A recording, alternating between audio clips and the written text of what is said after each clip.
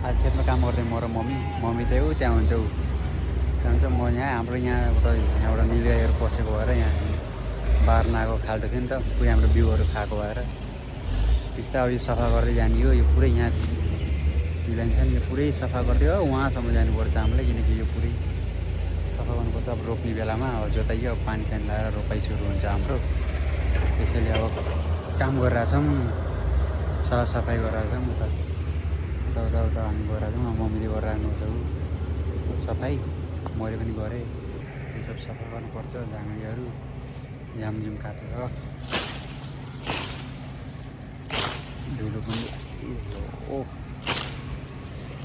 के हाँस्नुपर्छ मुस लाएर फेरि यो म काट्छु अझैले फाल्नु घाममा त नि गर्ने काम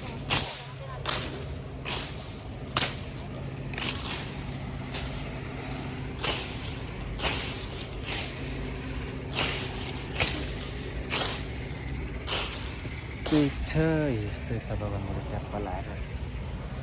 बिस्तारै यस्तै सफा गर्ने हो उताबाट सुरु गर्नुपर्छ किनकि यताबाट ढिलो हुन्छ नि त यस्तो धुलोमा हिँड्नुपर्छ घर आएपछि यता घाम गर्मी